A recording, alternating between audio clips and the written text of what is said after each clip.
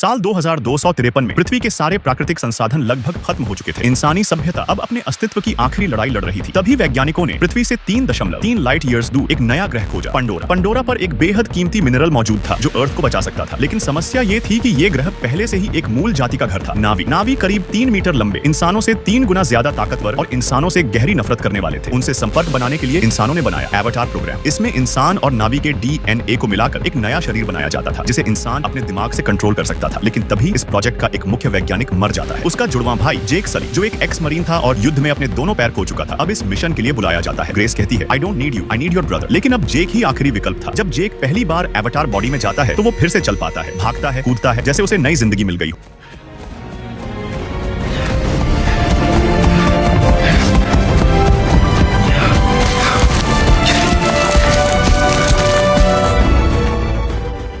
Colonel क्वारिच उसे एक deal देता है, नावी के अंदरूनी इलाकों की जानकारी लाओ और मैं तुम्हें तुम्हारे असली पैर वापस दिलवा दूंगा। जेक मान जाता है। ग्रेस जेक को पैंडोरा के जंगल में ले जाती है। चारों तरफ अजीब सी जीव जंतु, खतरनाक पौधे और अंधेरे जंगल।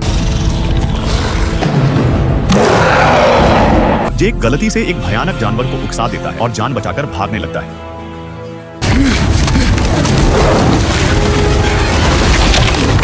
एक झरने में गिरकर वो ग्रेस से अलग हो जाता है। अकेला जेक जंगल में भटक रहा होता है। तभी एक नावी लड़की उस पर तीर तान देती है, लेकिन उसी पल सफेद चमकते हुए स्पिरिट सीड्स जेक के चारों ओर उड़ने लगते हैं। नावी के लिए ये एक पवित्र संकेत था। लड़की का नाम था लिली। लिली समझ जाती है कि एवा ने जेक को चुना है और वो उसे अपने कबीले में ले जाती है। लिली जिस कबीले से है उसका नाम है ओमाटिकाया। उसके पिता कबीले के मुखिया हैं और उसकी माँ आध्यात्मिक गुरु। जेक को कबीले में रहने दिया जाता है और उसे उनकी संस्कृति सिखाई जाती है। वो शिकार करना, पेड़ों पर छलांग लगाना और एवा की पूजा करना सीखता है। धीरे धीरे जेक को एहसास होता है कि नावी बुरे नहीं है, इंसान ही लालच में उनका घर लूटना चाहते हैं। ग्रेस उसे बताती है कि पहले इंसानों ने नावी बच्चों के स्कूल पर हमला किया था जहां लिली की बहन मारी गई थी। यही वजह है कि लिली और उसका कबीला इंसानों से नफरत करता है। लिली जेक को एक खतरनाक पहाड़ की चोटी पर ले जाती है जहां उड़ने वाले ड्रैगन रहते हैं। हर योद्धा को एक ड्रैगन से बॉन्ड बनाना होता है। जेक गिरता है, लगभग मर जाता है, लेकिन हार नहीं मानता। आखिरकार एक विशाल ड्रैगन उसे चुन लेता है।